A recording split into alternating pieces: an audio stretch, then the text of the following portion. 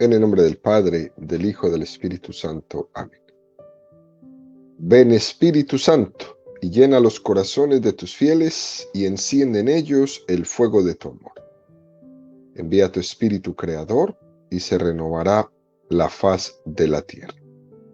Estamos estudiando el Catecismo de la Iglesia Católica, su primera parte, la profesión de la fe, segunda sesión, la profesión de la fe cristiana.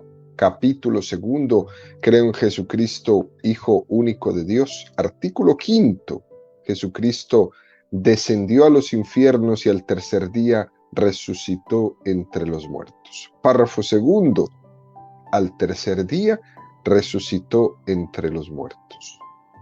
En el primer apartado de este párrafo, el Catecismo va a dedicar 9 números a desarrollar el tema que tiene como título el acontecimiento histórico y trascendente.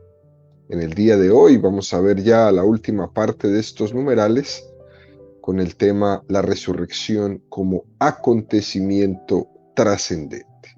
Número 647 del Catecismo de la Iglesia Católica dice: «Qué noche tan dichosa», canta el Exsultet de Pascua.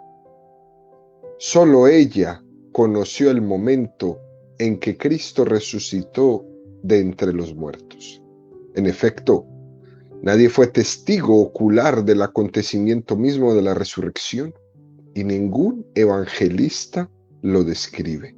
Nadie puede decir cómo sucedió físicamente, menos aún su esencia más íntima, el paso a otra vida, fue perceptible a los sentidos.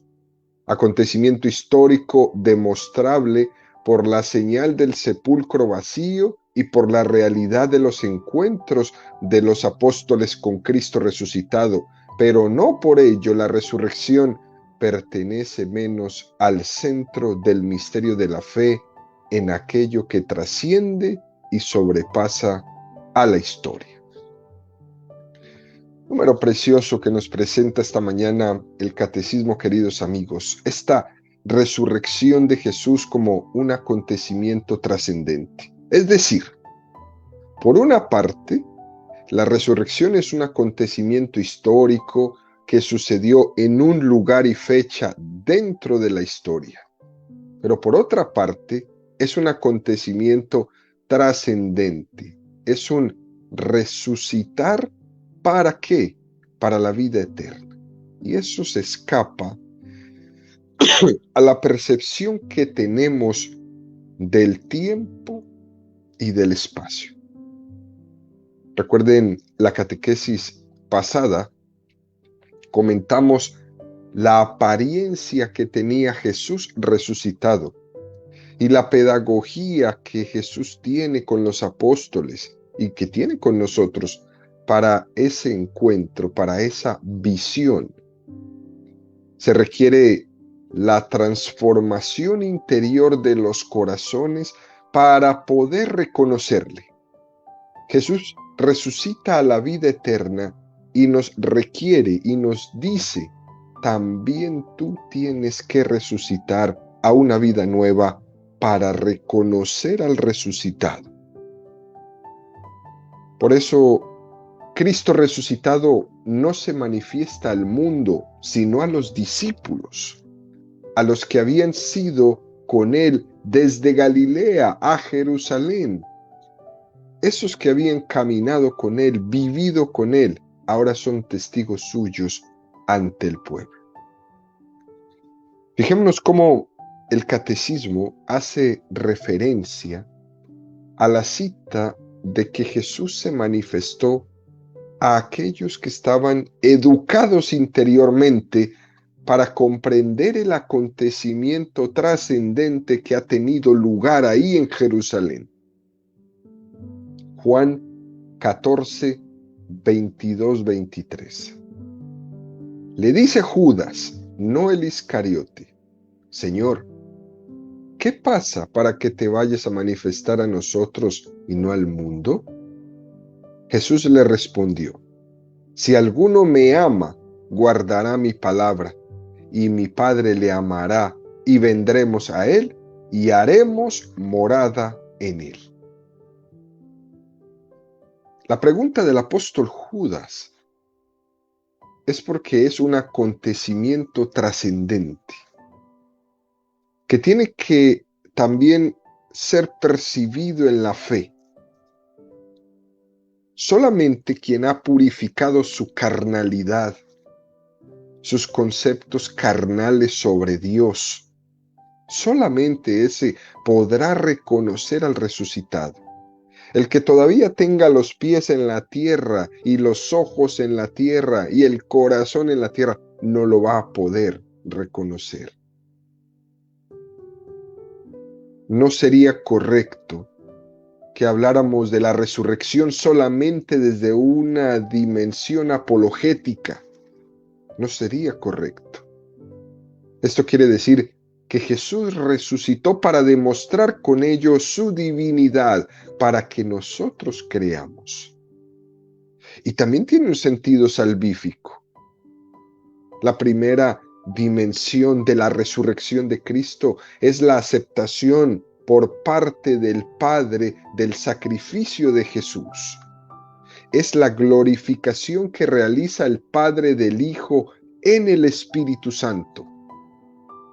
La certeza de que el sacrificio de la cruz no ha sido uno de tantos sacrificios hechos humanos, ha sido aceptado por el Padre, y esto se manifiesta en la resurrección. Si alguno recuerda, en la película de la Pasión de Cristo de Mel Gibson, la escena del momento de la muerte de Jesús en la cruz, la última mirada desde los ojos de Jesús es elevada al cielo. Y el efecto que hace el cine en esta última mirada que Jesús hace al cielo es dejar caer una lágrima del cielo a la tierra, queriendo como significar con esta escena que el Padre se conmueve ante la entrega de su Hijo. La entrega de Cristo en la cruz, con sus palabras: Padre, en tus manos encomiendo mi espíritu, al Padre le ha llegado al corazón. Primera de Corintios 15:17. Y si Cristo no resucitó, vuestra fe es vana, estáis todavía en vuestros pecados. En ese abrazo que el Padre le da a Cristo al resucitarlo, ahí quedan nuestros pecados. La resurrección es el principio eficaz de la remisión de todos nuestros pecados. Es la cima de la redención que Cristo comenzó en la pasión y en la cruz. A veces decimos que Cristo nos salvó de nuestros pecados muriendo en la cruz. Y sí, pero tenemos que poner mucho cuidado, no solo muriendo en la cruz, sino resucitando. Tenemos que añadirle a ese Cristo murió por mí, el que Cristo resucitó también. Fijémonos cómo en la Santa Misa proclamamos: anunciamos tu muerte, proclamamos tu resurrección, ven Señor Jesús. No solamente decimos anunciamos tu muerte, o no solamente decimos proclamamos tu resurrección. Las dos cosas van juntas. Ven Señor Jesús. La muerte es el paso hacia la glorificación. Y Jesús mira esa glorificación para que descienda sobre todos los hombres la gloria eterna. Juan 17, 1, 2. Así habló Jesús, y alzando los ojos al cielo dijo: Padre, ha llegado la hora. Glorifica a tu Hijo, para que tu Hijo te glorifique a ti, y que según el poder que le has dado sobre toda carne, dé también vida eterna a todos los que tú le has dado. El don de la vida eterna es obra del Hijo glorificado en la resurrección. Jesús será el que me resucite. Fijémonos que la teología católica, al momento de reflexionar esto, quiso distinguir algunas cositas, ¿no? Por ejemplo, San Agustín, entre otros, quiso explicar este misterio de la muerte y resurrección de Jesús en dos etapas. San Agustín decía que en la primera etapa el efecto de la muerte de Cristo, que sería librarnos de la muerte eterna, darnos el perdón de los pecados, librarnos de las penas del infierno. Y el segundo efecto es el de la resurrección, que sería el de darnos la gracia santificante. Poco a poco, la teología, los autores cristianos católicos fueron profundizando más y más, y fue sobre todo Santo Tomás de Aquino el que le fue como dando una forma a todas estas palabras usadas, ¿no? Y él decía, las dos cosas son una sola. No se puede distinguir el librarnos del pecado y elevarnos a la vida divina. Las dos cosas vienen en el mismo paquete. Las dos cosas son parte del mismo regalo de Jesús. Continúa el catecismo y entramos en el segundo apartado de este párrafo. El catecismo va a dedicar 3 números, 648, 649 y 650, a desarrollar un tema que tiene como título La redención obra de la Santísima Trinidad. Título precioso este que nos entrega el catecismo. Número 648 del catecismo dice: la resurrección de Cristo es objeto de fe en cuanto es una intervención trascendente de Dios mismo en la creación y en la historia. En ella, las 3 personas divinas actúan juntas a la vez y manifiestan su propia originalidad.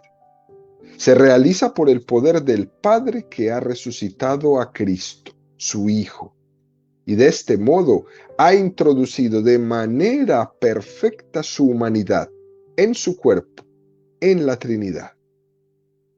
Jesús se revela definitivamente Hijo de Dios con poder según el Espíritu de Santidad, por su resurrección de entre los muertos.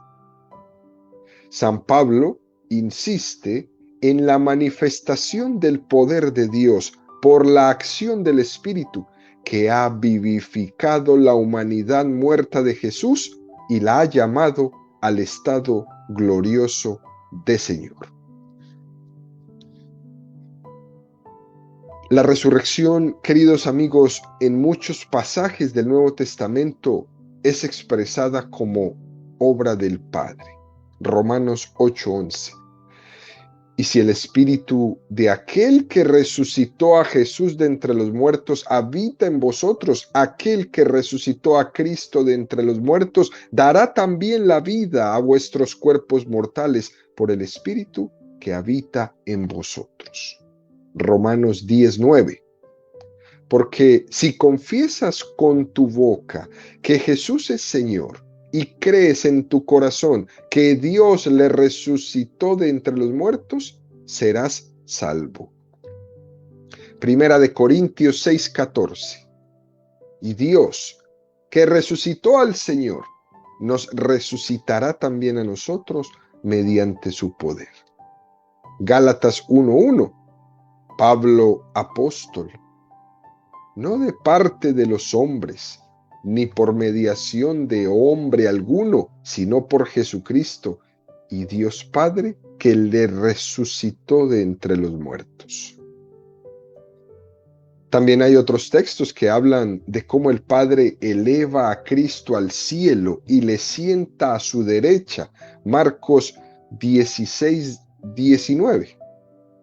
Con esto, el Señor Jesús, después de hablarles, fue elevado al cielo y se sentó a la diestra de Dios.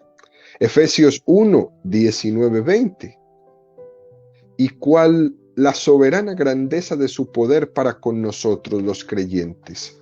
Conforme a la eficacia de su fuerza poderosa, que desplegó en Cristo, resucitándole de entre los muertos y sentándole a su diestra en los cielos, lo proclama sumo sacerdote. Hebreos 5:1. Proclamado por Dios sumo sacerdote a semejanza de Melquisedec. Es muy curioso, ¿no?, que en la Sagrada Escritura se pueda llegar a conjugar cosas que nosotros aparentemente podrían parecer como contradictorias.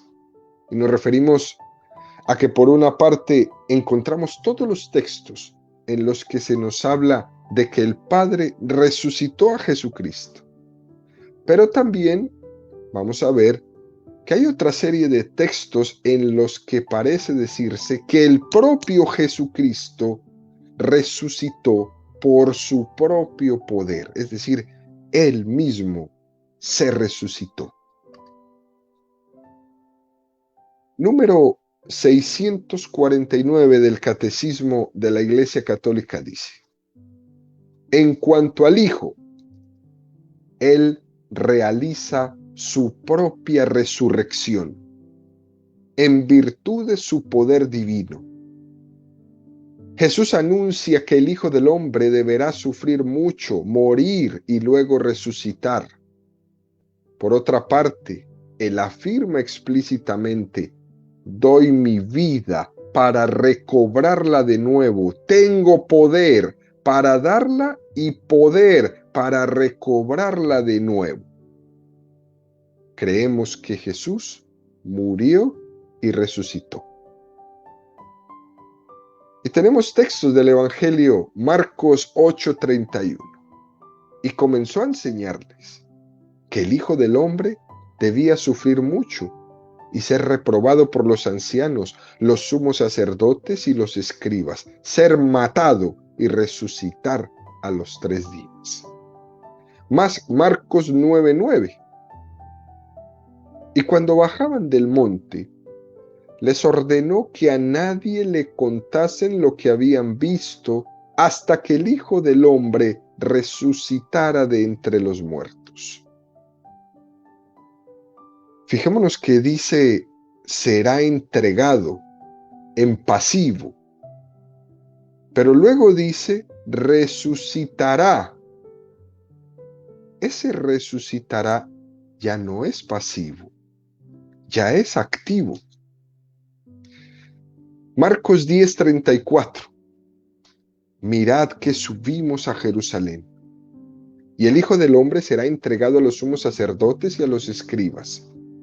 Le condenarán a muerte y le entregarán a los gentiles, y se burlarán de él. Le escupirán, le azotarán y le matarán, y a los 3 días resucitará. Hay que acordarse que Jesús nos dijo en el Evangelio de San Juan, ¿no?, el Padre y yo somos una sola cosa. No olvidemos que aunque Jesús sea una persona distinta del Padre, tiene una misma divina naturaleza común con el Padre.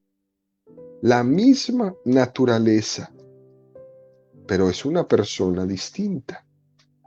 Por tanto, la resurrección de Cristo, la resurrección de su humanidad, es al mismo tiempo obra del Padre y obra del Hijo, sin que haya en ello ninguna contradicción. Importante esto, queridos amigos. Si alguien les dice ¿cuál de las dos?, nosotros los católicos respondemos las dos. A Jesús le resucitó el Padre, perfecto. A Jesús se resucitó a sí mismo, perfecto. La resurrección de Jesús es obra de la Trinidad.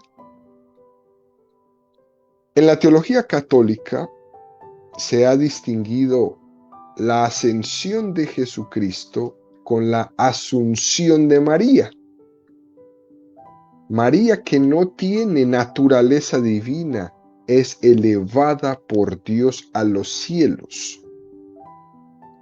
María no se eleva sola a los cielos, es elevada por Dios a los cielos. En Cristo se puede decir, el Padre ascendió al Hijo a los cielos, como también se puede decir que el Hijo ascendió a los cielos por su propio poder. Marcos 16:19. Con esto, el Señor Jesús, después de hablarles, fue elevado al cielo y se sentó a la diestra de Dios. Se puede decir.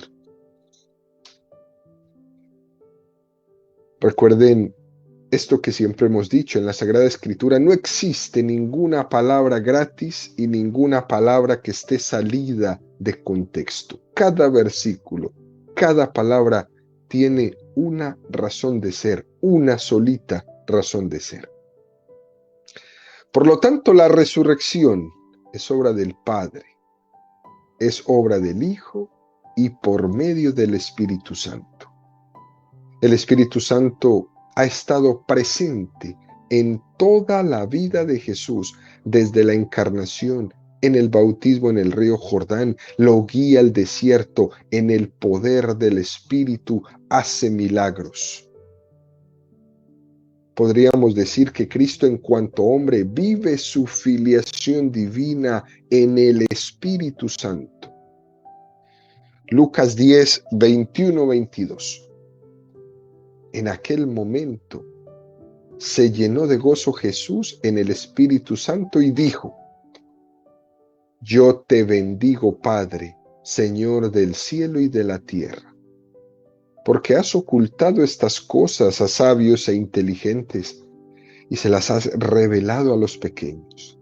Sí, Padre, pues tal ha sido tu beneplácito. Todo me ha sido entregado por mi Padre, y nadie conoce quién es el Hijo sino el Padre, y quién es el Padre sino el Hijo, y aquel a quien el Hijo se lo quiera revelar. Hay que decir también que la resurrección es obra del Espíritu Santo, que por medio de él resucita el Padre a Cristo de la muerte. Romanos 1, 3, 4. Acerca de su Hijo, nacido del linaje de David según la carne, constituido Hijo de Dios con poder, según el Espíritu de santidad, por su resurrección de entre los muertos, Jesucristo, Señor nuestro. Es en el Espíritu Santo el que transforma a Jesús en espíritu viviente. Es decir, Jesús también tenía una humanidad, por tanto era de carne y hueso, limitada.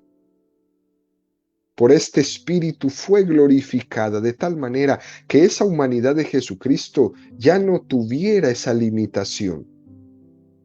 Al espiritualizarse en la resurrección, se convierte en cauce de la gracia ilimitadamente para todo el mundo.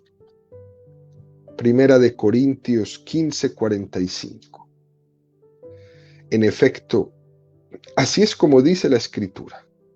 Fue hecho el primer hombre, Adán, alma viviente. El último Adán, espíritu que da vida. Ese es Jesucristo. A Cristo se le ha dado a su humanidad un espíritu que da vida.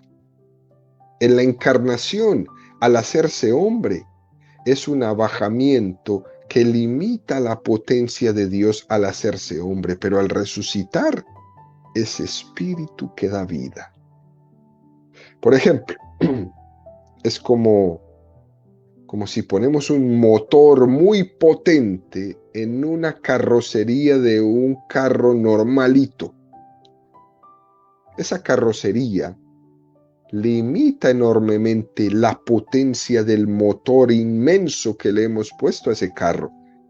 Y cuando llegue a cierta velocidad, todas las partes de esa carrocería van a salir volando, porque no están hechas para soportar la velocidad y el choque con el viento que da la propulsión que ese motor tiene en la velocidad. Todos los que veían a Jesús veían a un hombre muy santo, pero al final hombre. Ese abajamiento, que era una carrocería pequeña, tenía por dentro un motor enorme. Ese abajamiento, ahora en la resurrección, el Espíritu Santo espiritualiza a ese Jesús que había nacido de mujer y que había estado sujeto a la ley de la carne, y ahora le va a dar una carrocería perfectamente adecuada para ese motor, para que pueda obrar lo que ahora tiene que obrar, la resurrección de todo el género humano. Ese Jesús que había nacido de mujer, que había nacido de la carne, que había estado sujeto de la carne, ahora va a estar espiritualizado. Es así como se convierte en espíritu vivificante. Ese es el don pascual para todos nosotros, queridos amigos. El acto de amor supremo que se realiza entre el Padre y el Hijo tiene lugar en el instante en el que el Hijo entrega su vida al Padre, en el que el Padre que ama al Hijo lo glorifica. Es en ese momento cuando se da el Espíritu Santo. De esa mutua entrega dimana el Espíritu Santo. Ya hemos dicho que la resurrección es el abrazo de amor entre el Padre y el Hijo. Y de ese abrazo de amor entre el Padre y el Hijo dimana para nosotros el Espíritu Santo. De ahí que la Pascua de la resurrección venga Pentecostés. No fue al revés. Del abrazo, del amor entre el Padre y el Hijo, dimana para nosotros el Espíritu Santo. Romanos 1, 3, 4. Acerca de su Hijo, nacido del linaje de David según la carne, constituido Hijo de Dios con poder según el Espíritu de santidad, por su resurrección de entre los muertos, Jesucristo, Señor nuestro. Es un buen resumen explicar este texto. Jesús nació de la estirpe de David según la carne, pero fue constituido Hijo de Dios con poder por la resurrección. Es verdad que Jesús era Hijo de Dios desde siempre, pero no con poder, ¿no? Por supuesto, nunca dejó de tener el poder de Dios y de hecho lo demostró haciendo milagros, pero los milagros eran excepciones. De ordinario, Jesús vivía oculto en la humanidad, vivía humillado en la limitación de la carne de lo que supone ser hombre. La resurrección constituye a Jesús Hijo de Dios con poder en gloria. A partir de ahora, la humanidad glorificada de Cristo será manifestación de gloria. Por eso es que los católicos hablamos de dos venidas. Primera venida, Jesús vino en Belén, vino con gloria oculta. Segunda venida, Jesús vendrá en gloria el día de la parucía, el día de la resurrección. Y es importante tener esto presente, queridos amigos, en nuestra vida. Estas son las dos venidas de Jesús. Por último, concluimos con el número 650. Los padres contemplan la resurrección a partir de la persona divina de Cristo, que permaneció unida a su alma y a su cuerpo, separados entre sí por la muerte. Concluimos con un texto que nos presenta el Catecismo de San Gregorio de Niza, que dice: por la unidad de la naturaleza divina, que permanece presente en cada una de las dos partes del hombre, las que antes estaban separadas y segregadas, éstas se unen de nuevo. Así, la muerte se produce por la separación del compuesto humano y la resurrección por la unión de las dos partes separadas.